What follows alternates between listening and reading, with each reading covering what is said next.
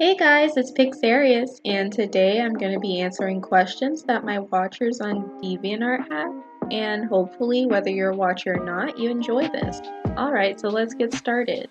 My first question is from Furrofox, and his question is, I'm really interested in the progress of the drawing. Well, here it is, man. I hope you like it. Alright, my next question is from Fyoriosity, and her question is definitely your drawing process. I mean, while we see you drawing, giving some tips and tricks are always welcomed by any artist. Oh boy, that's a doozy. That's a good question, but it's a doozy. Alright, let's see. One thing I can say for sure is that layers are your friends, because ogres have layers and onions have layers. I do love having lots of layers. You know, unless it might crash my computer, because that would be terrible.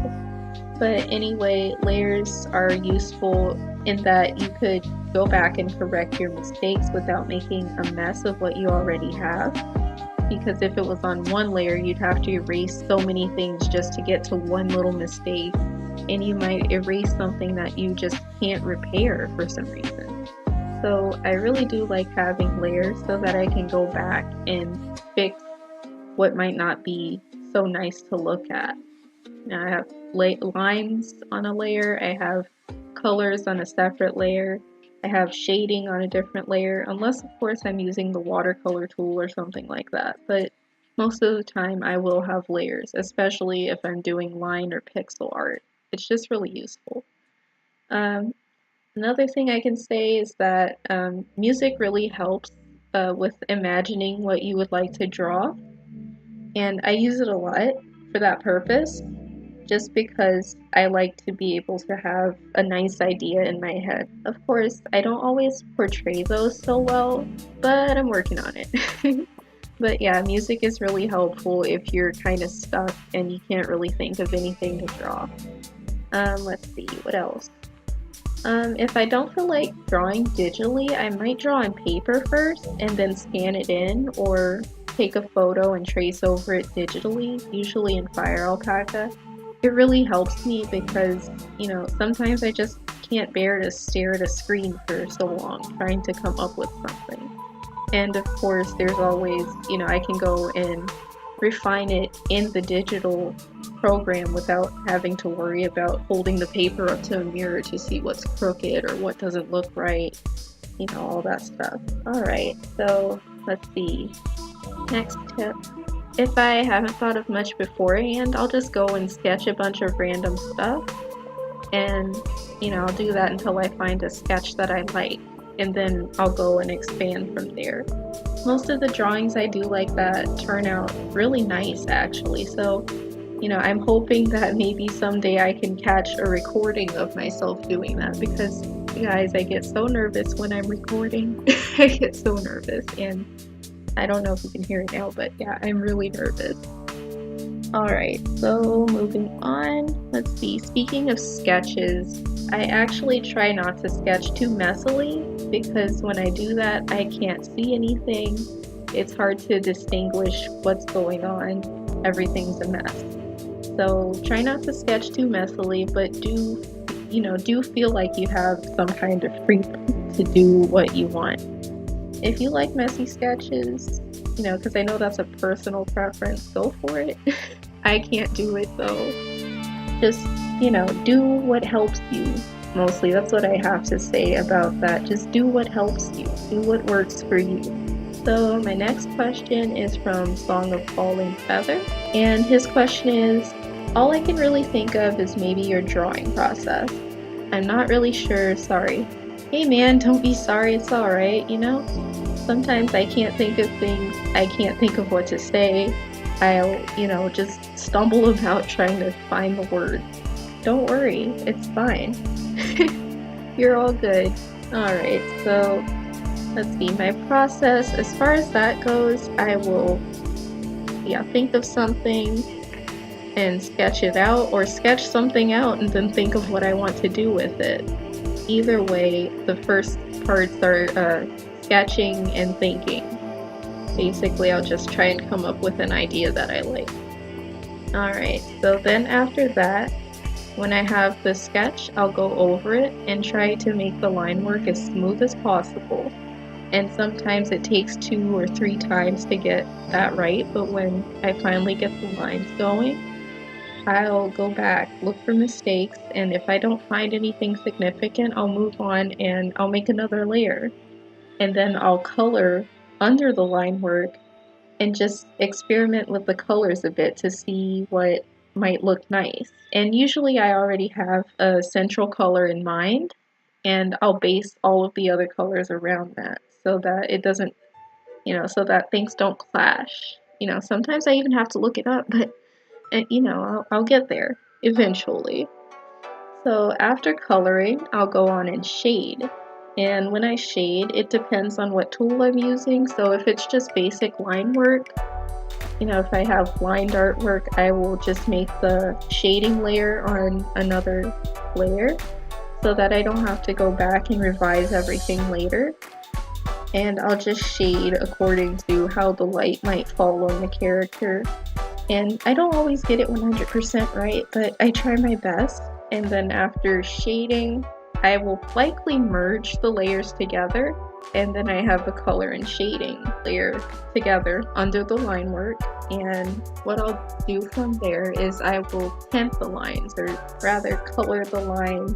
But yeah, I will go back and just color the lines and make it a little darker than the color that's under it, just for the visual appeal of things. And once I'm done with that, oh, by the way, I do make copies of my layers. That's important because if you make a mistake and you've already merged the layers and you don't have copies, you have to go back onto that layer and fix everything. And that's what I don't like doing because things start to look chippy, they start to look kind of smudged and muddled, and I really don't like that. So I do make copies of all of my layers before I merge anything. Alright, but anyway, like I was saying, after I tint the lines, I will go and I'll merge the coloring and shading layer and then the line layer, and I'll use the clipping tool on another layer to go back and put the gradient over it.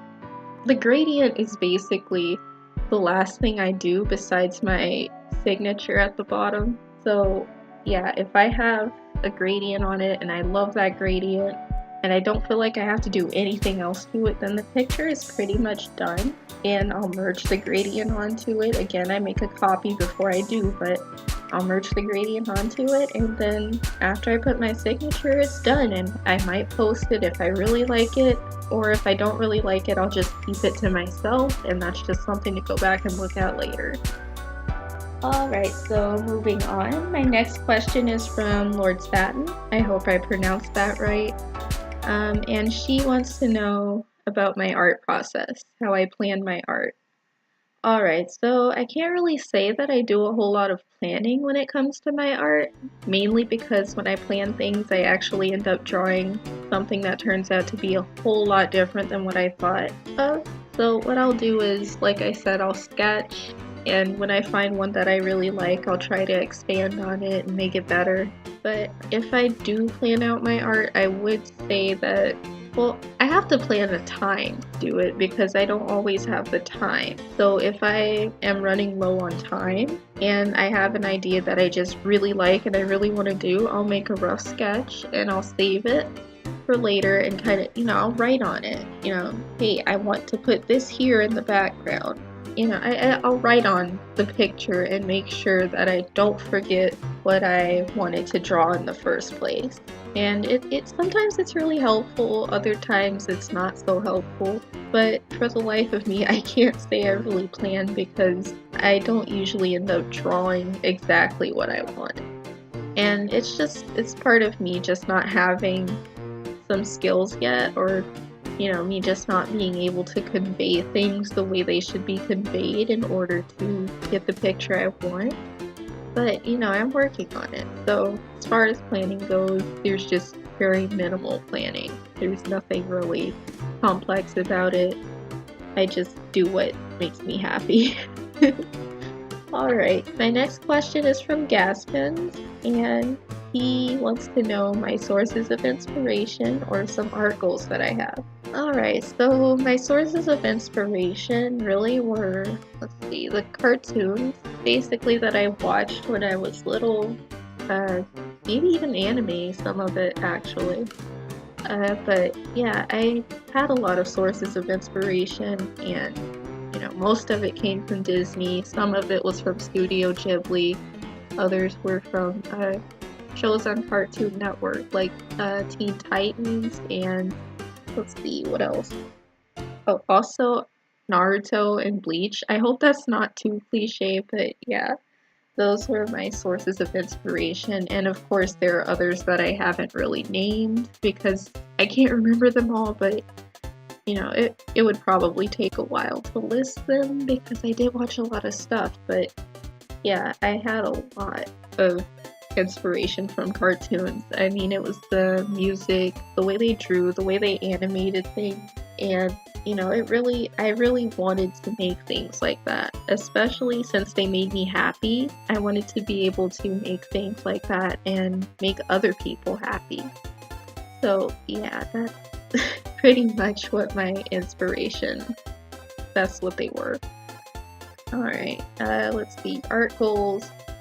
Well, my biggest goal is to finally be happy with my art. And my voice just cracked. I'm sorry.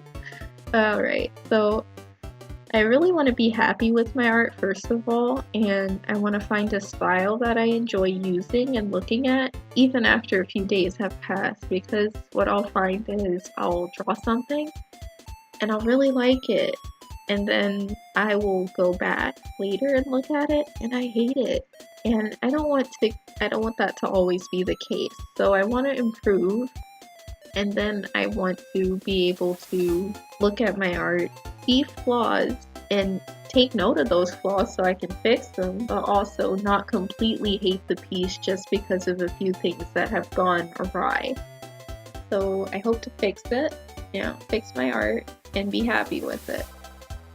Let's see, I also want to make something nice before I die because, I don't really have much of a choice on the dying part, but, yeah, it's a fire sale, everything must go, so I hope that maybe one day I can finally focus and sit down and stop procrastinating and make something nice because, it's just, life is so short and there's barely any time to do things that you like, so I hope to make time for that.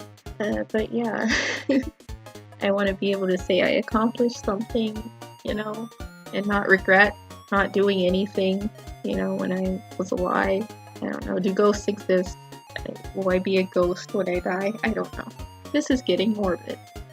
Alright, so yeah, basically I just want to be happy with my art and make something nice before it's too late.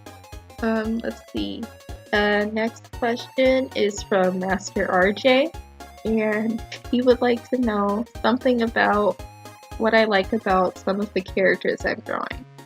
Alright, so this is probably going to be a long answer, and hopefully I get all of this right the first time and, don't stutter through it. Please forgive my pronunciation of names. If I don't pronounce your name right, feel free to yell at me in the comments. I am so sorry. I will do my best though. Alright, so the first character you should see on screen right now is Furrofox, and he's described as a very shy and happy fox who tries to make everyone happy. So this character was designed by FurrowFox, and I like how simple his design is. I mean, it allows for the creator to be able to easily add things if they want to, and there's very little to worry about in terms of clashing themes and colors within the design because it's so simple. I love it, and besides that, he's just really cute, and I love anthropomorphic characters. It's adorable. Alright, so the next character is Katharina, and her owner is MasterRJ. Her personality is described as usually friendly and thoughtful of others. Let me just say, I love how well her appearance matches the description of her personality, and her really fluffy wings. I love those. I mean, what's not to love about wings, seriously? Alright, and then there's the usually part. She is usually friendly and thoughtful of others. that usually part makes me think that maybe there's a more serious and intimidating side to the character, which is always neat when it's done right. I love it. So like, yeah, keep doing what you're doing. Everyone, alright. So this next character is Pit, and his owner or designer or both is Gazpins. And for his description, Gazpins says his eyes are little candle flames. That's super cool, man.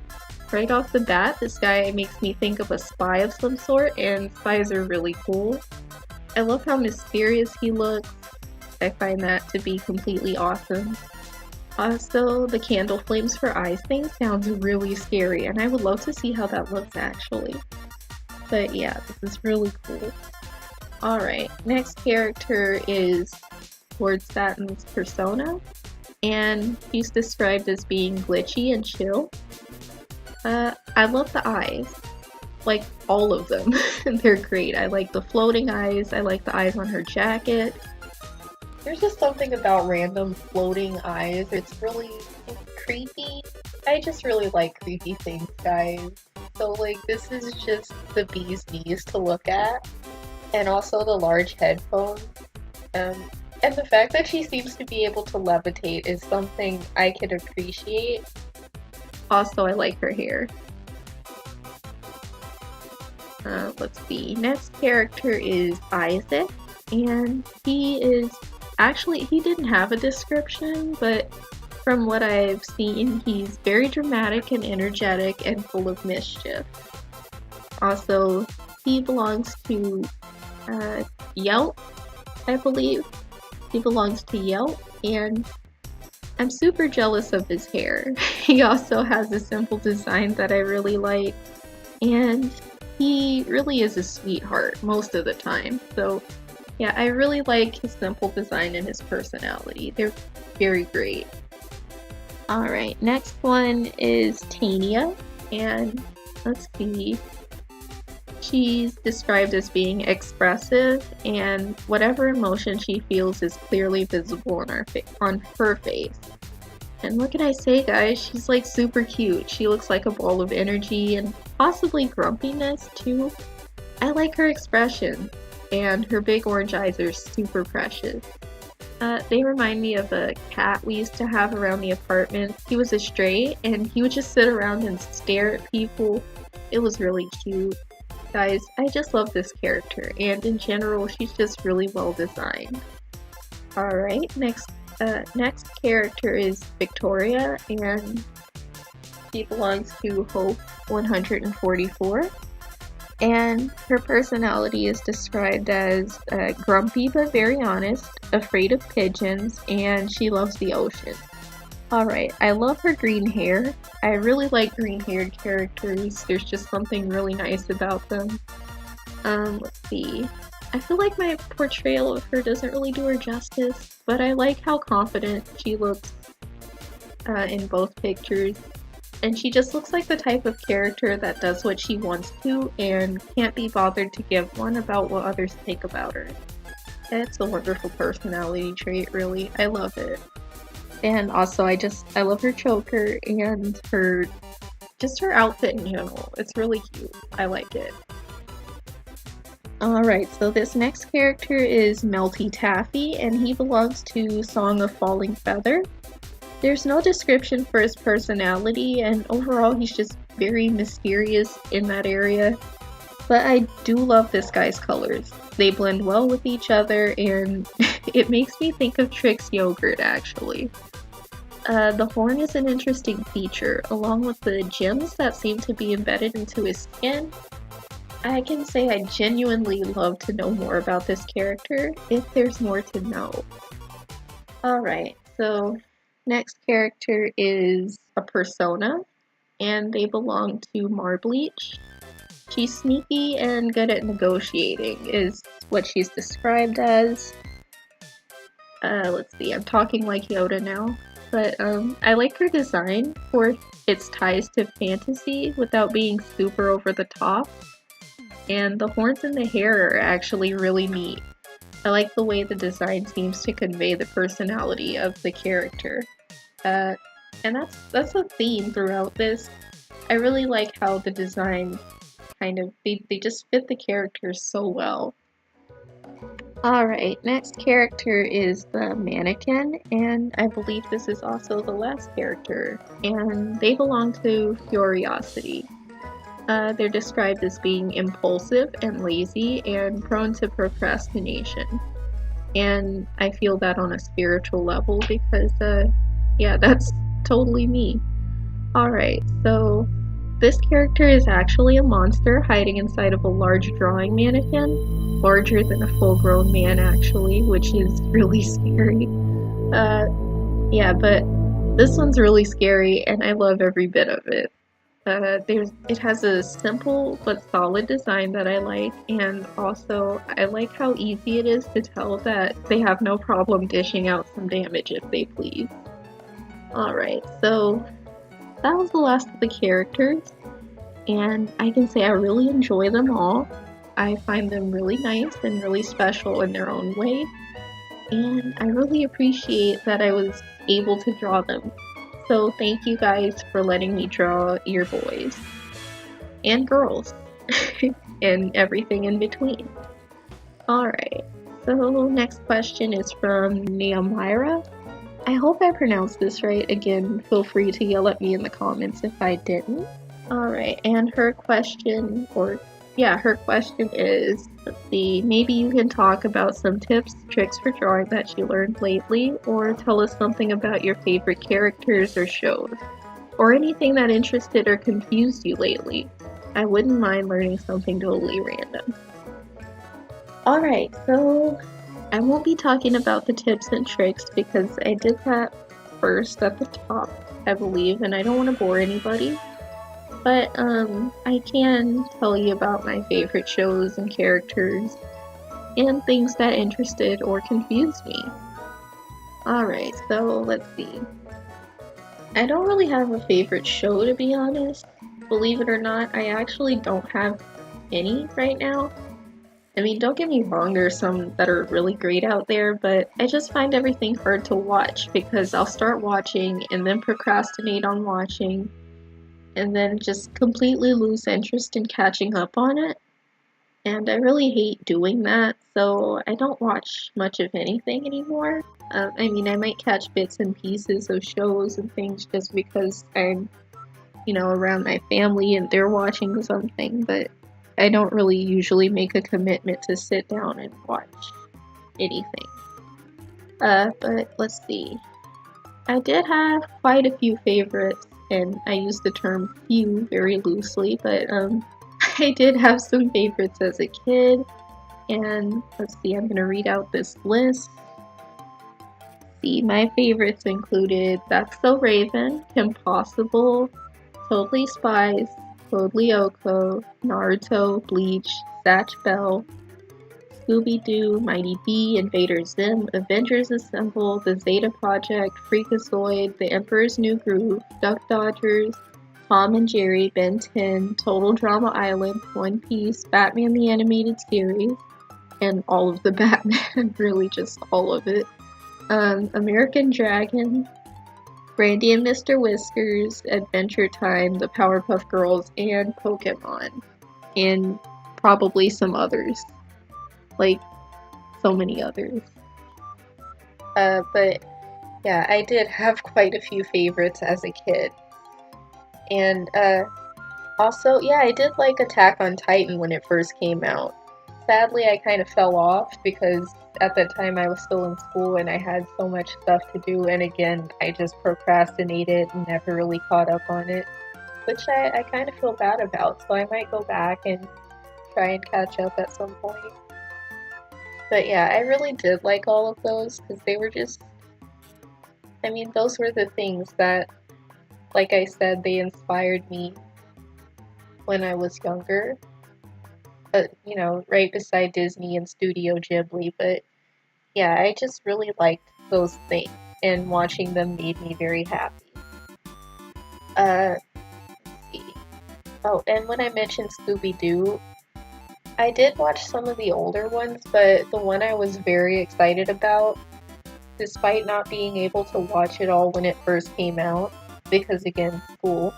I really did like Scooby-Doo Mystery Incorporated, the series, which I actually did catch up on, and I remember watching the finishing episode, and it made me sad because I felt like I was leaving friends behind.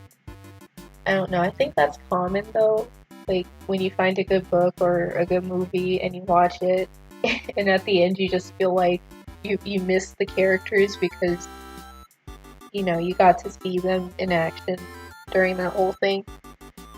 But yeah, a lot of these series right here, when they ended or when they canceled or when I just stopped watching them after that, I guess, I kind of felt like I missed these characters from there. So that was something.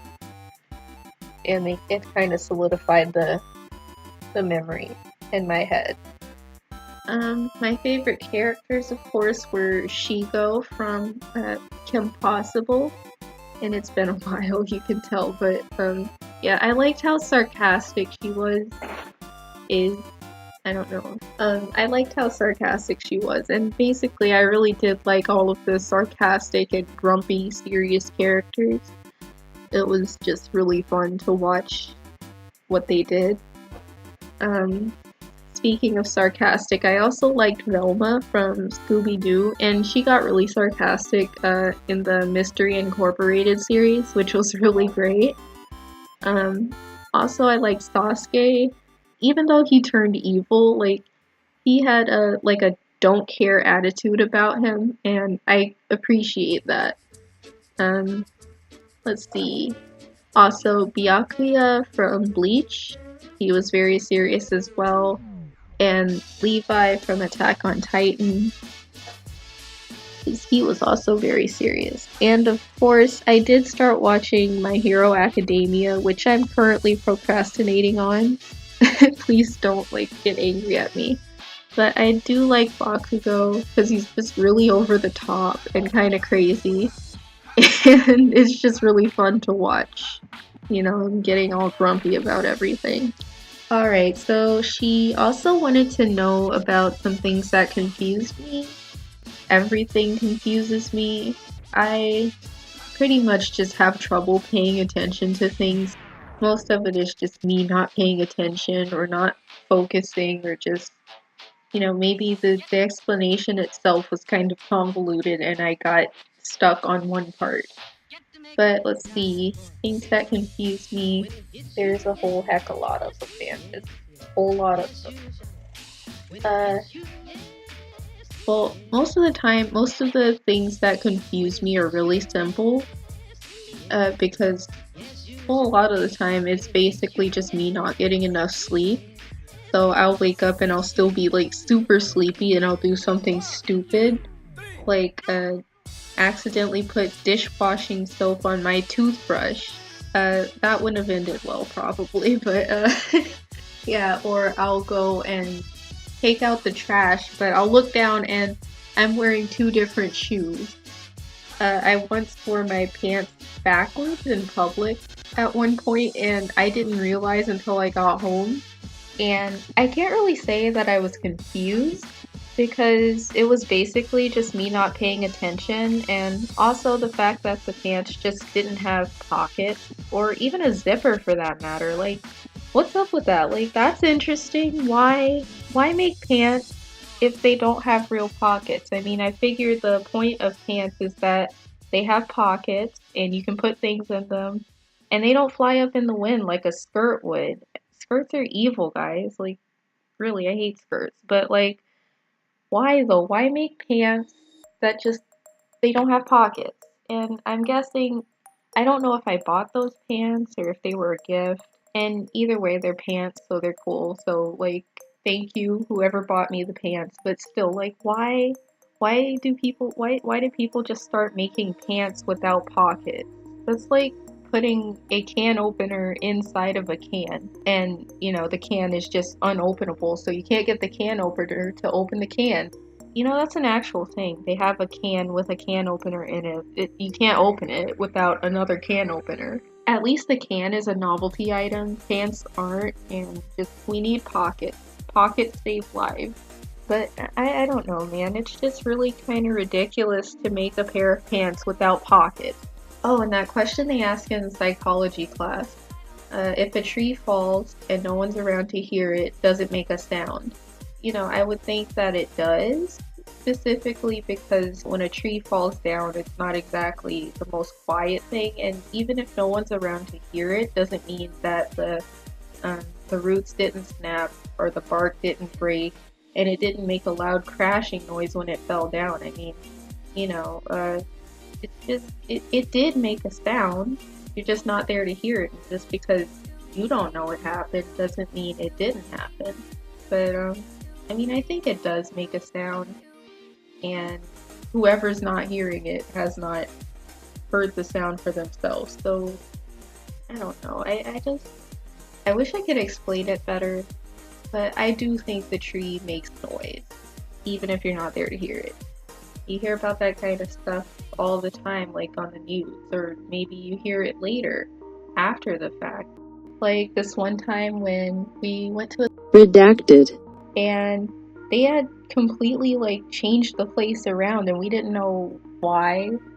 Like the part of it was actually different, and we had to ask, and they were like, well, someone crashed their car into the side of redacted, and we had to rebuild and repair that spot. And you know, that was kind of crazy because, you know, we thought maybe we would have heard it on the news, but you know, sometimes you just don't get there fast enough to hear anything. And you know, I'd say yeah, the tree does make noise. It just doesn't get to you because you're not close enough to it to hear.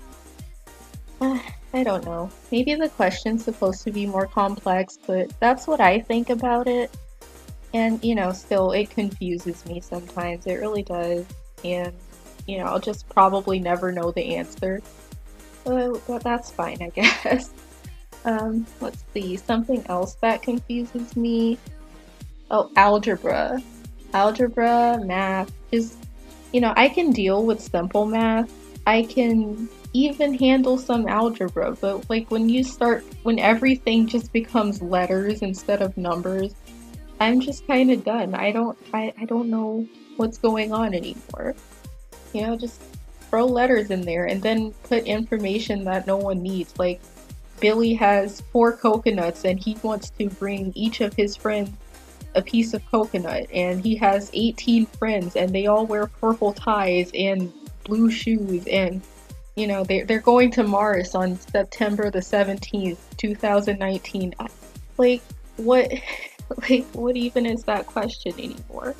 I just really, I don't like word problems, and I don't like algebra, like literally math with letters in it. Like, is that a G or a 6? What is that?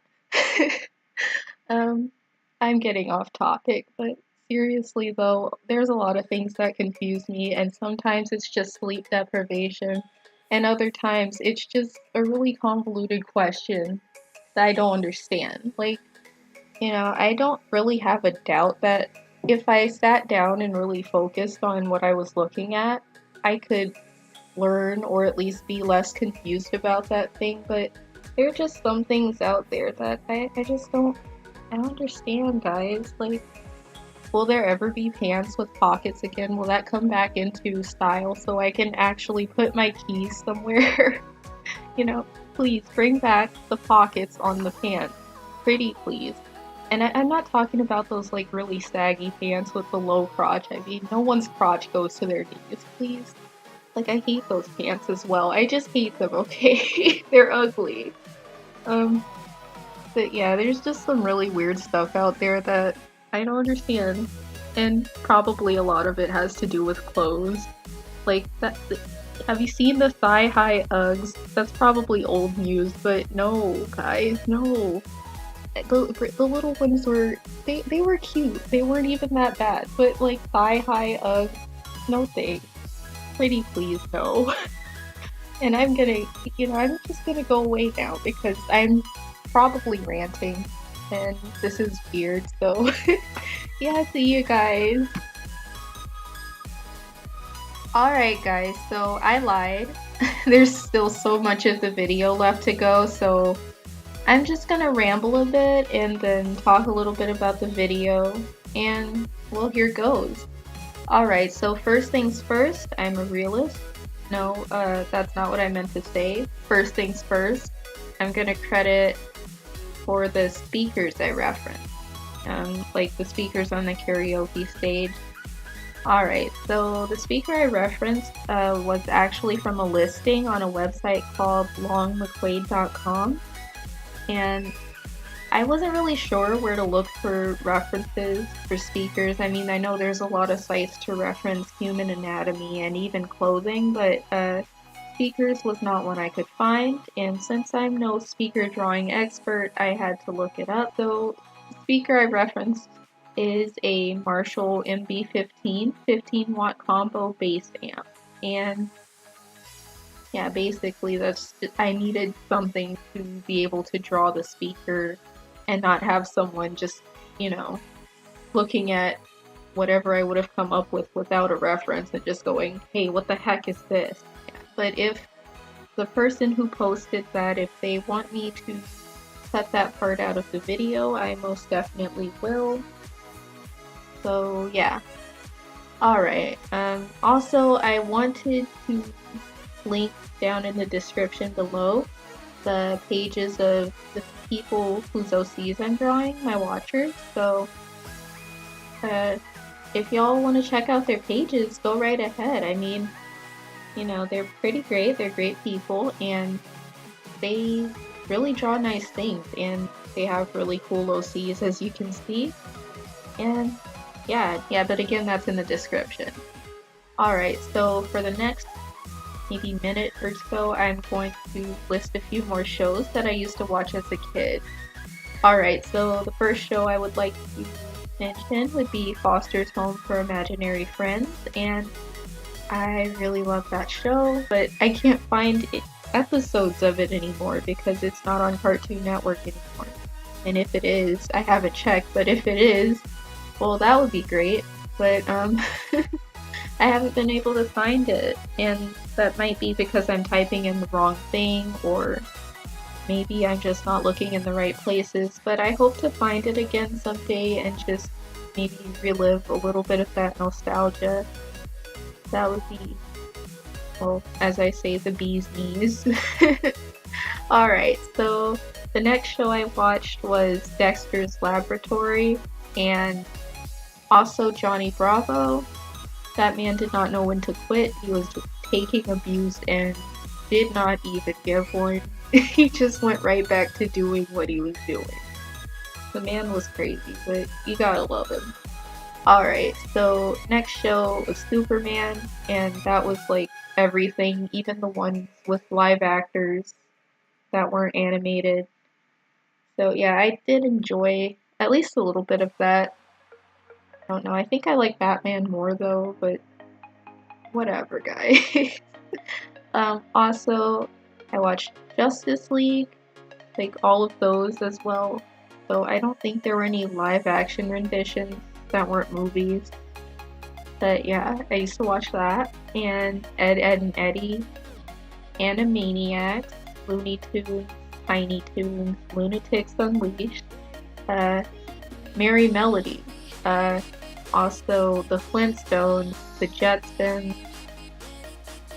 a lot of Hanna-Barbera stuff.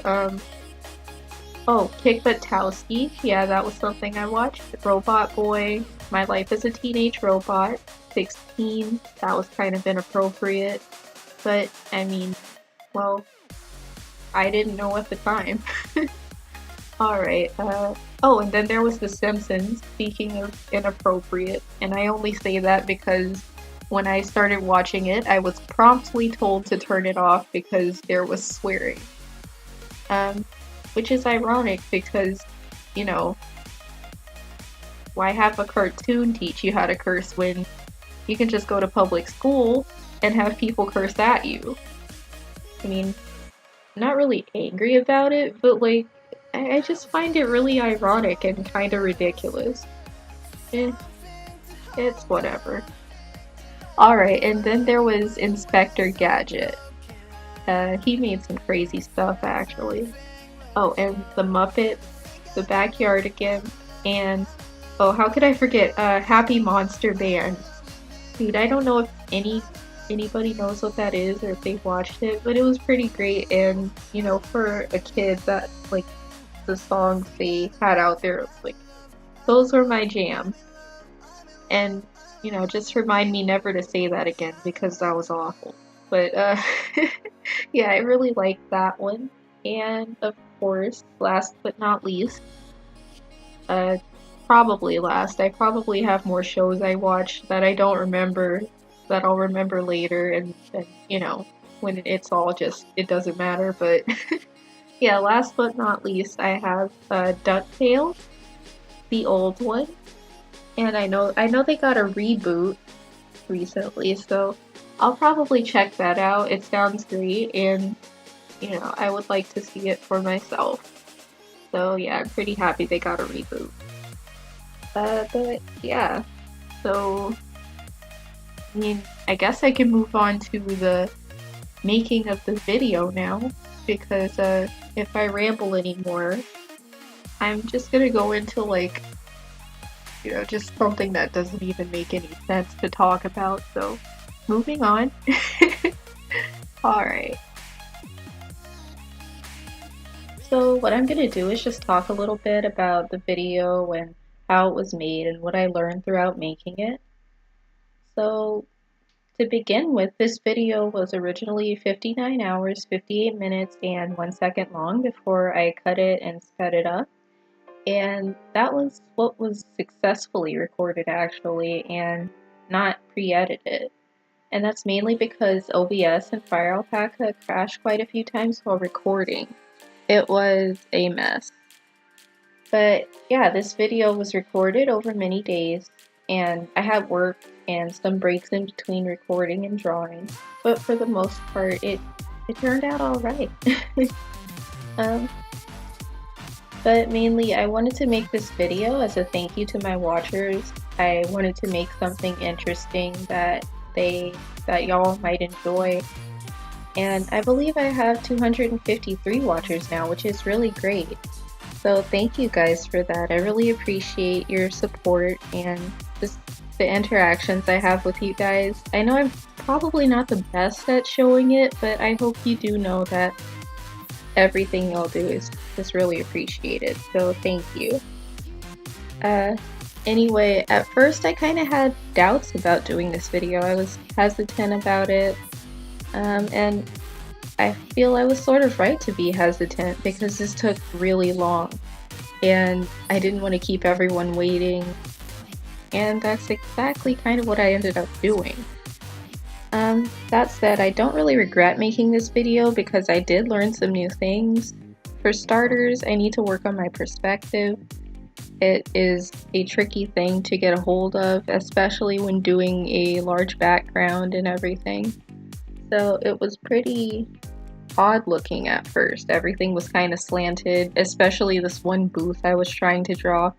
It was a new experience.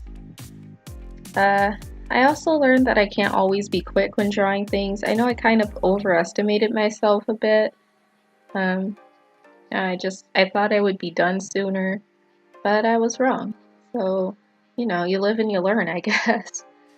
For what it's worth though, I did enjoy making up the background. Usually my favorite things to draw are people, so I don't usually really like to draw backgrounds. And that's mainly just because you can't really stylize a tree or some grass the same way you can stylize a person and their clothes, and just so many features on a person that can be different.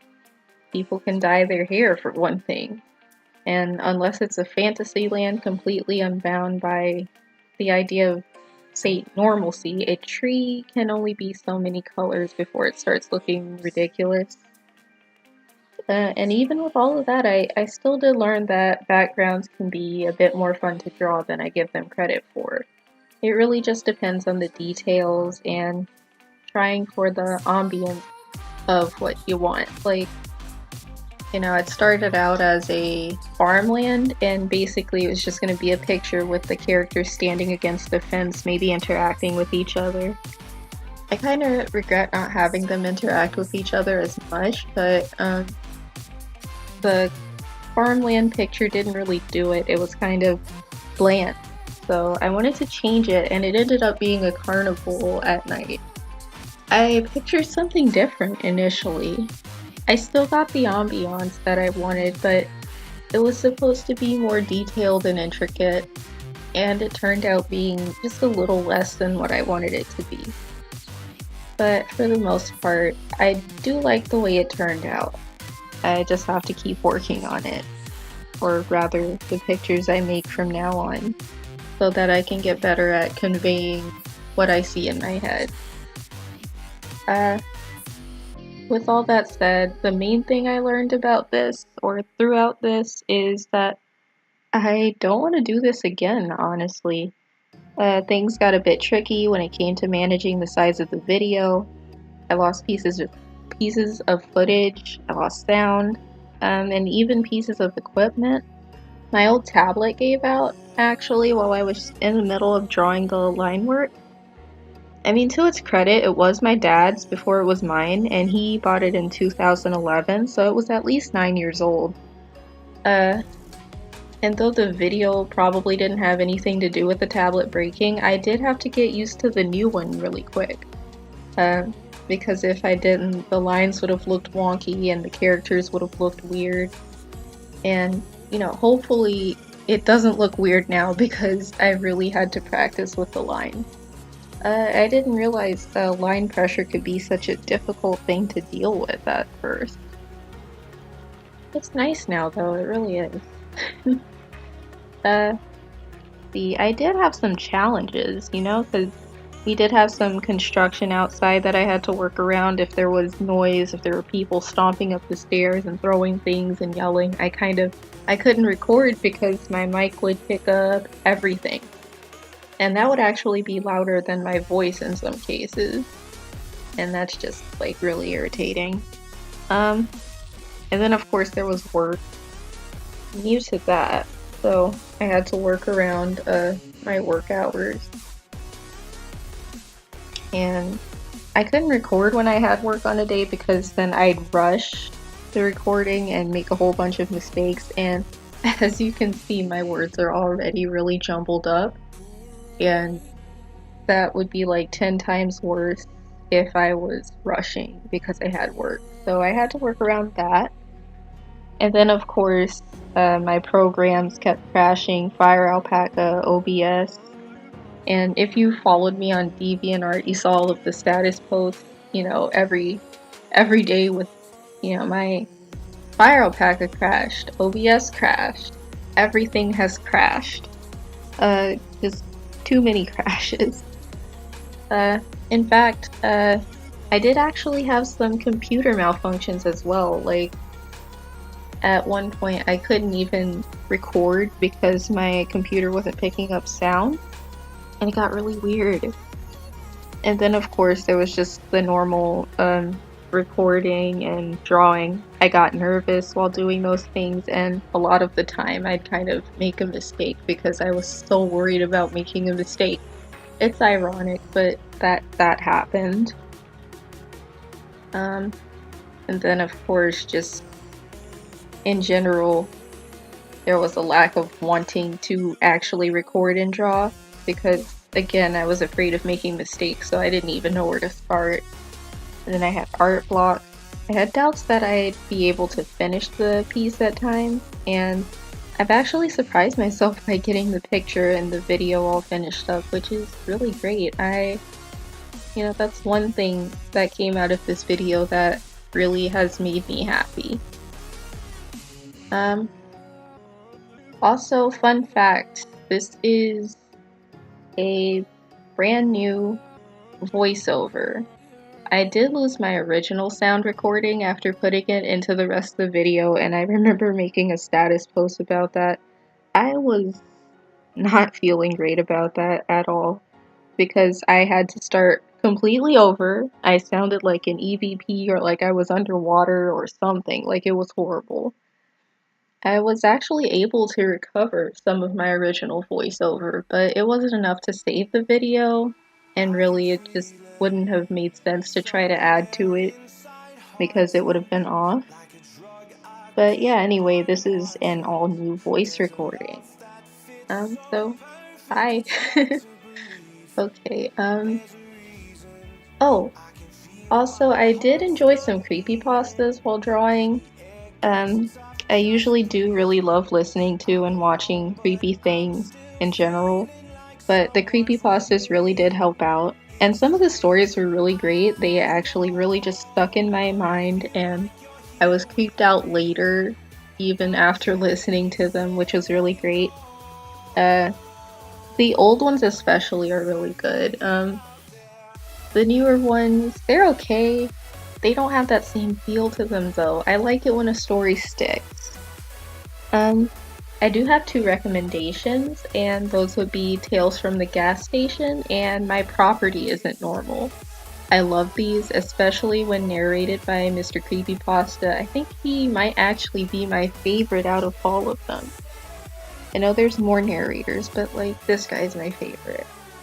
Um, yeah, but moving on, let's see now. So, remember when I said this video took 5 months? It did actually take 5 months. This is the 5th month, and hopefully it won't go on to a 6th month because I'm already like running out of days.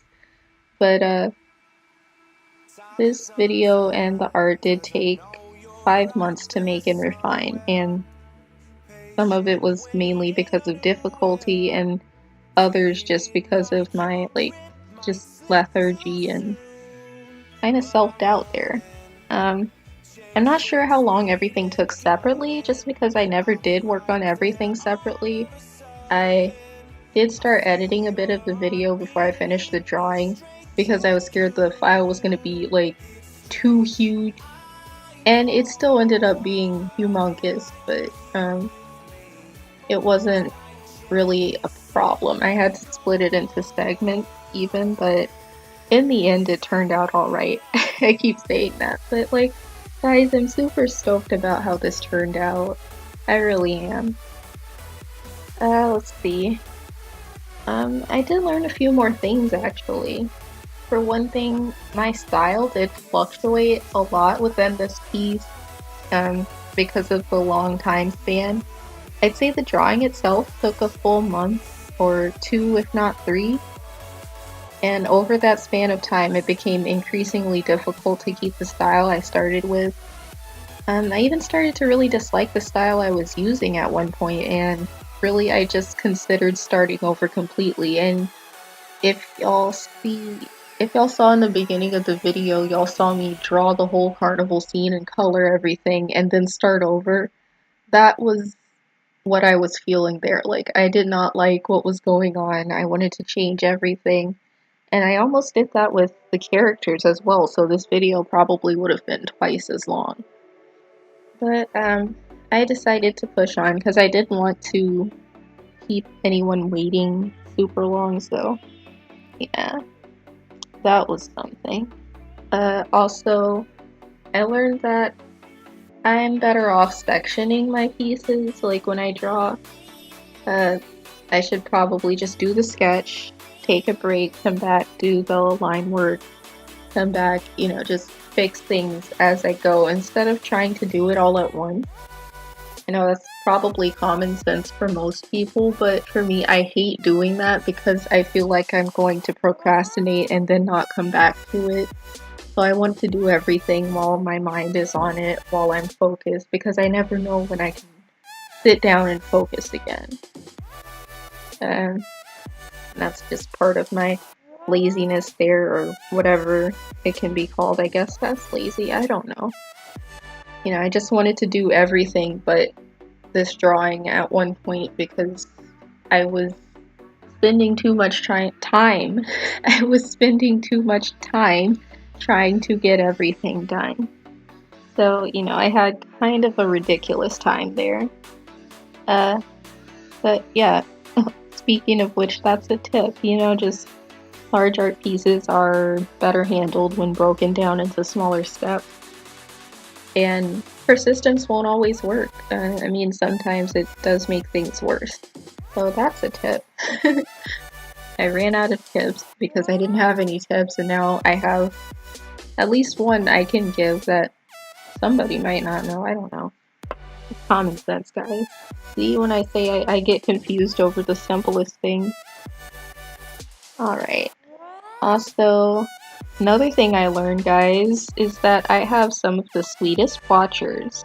Like, seriously, y'all are really patient and kind, and when y'all got excited about parts of the project, it made me excited to be working on the project and to be able to show you guys the progress and just to really just make the picture and finish the picture. Yeah, so you guys are, you're like really happy to see such a large project seen through to the end. Partially that's because of you guys. I mean, if no one was excited about it, I probably wouldn't have been as excited to be working on it. I don't know if that might be shameful, but like, really, you guys are the bee's knees. Like, thank you for all of the encouragement, and like I said before, I'm just really glad to have y'all, and I'm happy that the picture was well received. Um, Overall, I'm just really glad that this didn't turn out to be a complete disaster, and that I'm finally done. Because, you know, if I wasn't done by now, I don't know what things would be like. Probably awful. But, just really, thank you all so much. And, well, see, it's about that time, so I hope y'all are having a wonderful day, and if not, I hope that it improves greatly. With that, I'll stop talking and let y'all hear my favorite dramatic song that has absolutely nothing to do with this video or anything at all, really. So, yeah, see you guys.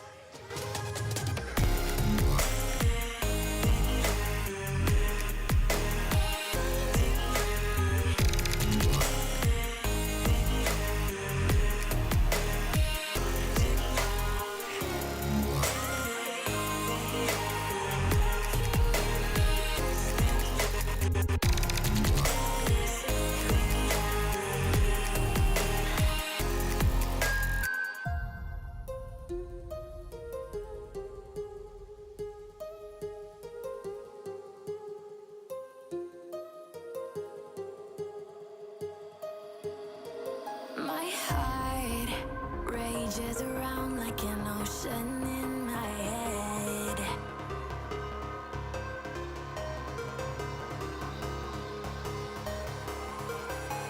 I can almost feel you walking in the distance, but I know that it's not reality. If you are echoing around inside these parallel dimensions all alone, know I'll find you in my dreams.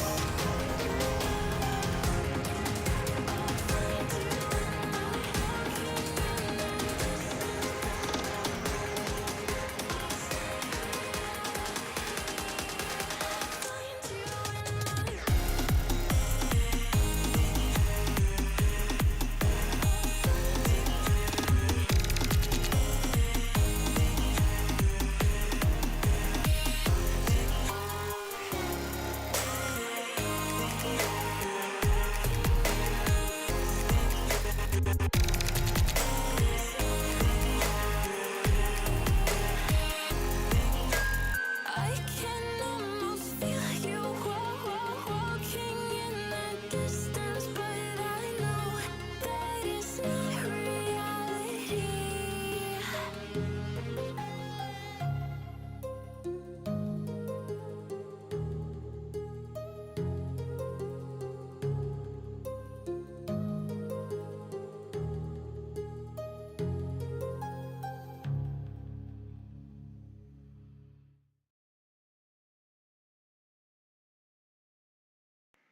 What sayest thou? My jokes are stale and my memes are dead? You found no humor in anything I've said? Well, I do believe your assessment is fair, as I'm not always so self-aware. On that note, I bid thee adieu, and if you're hearing this, a final thank you.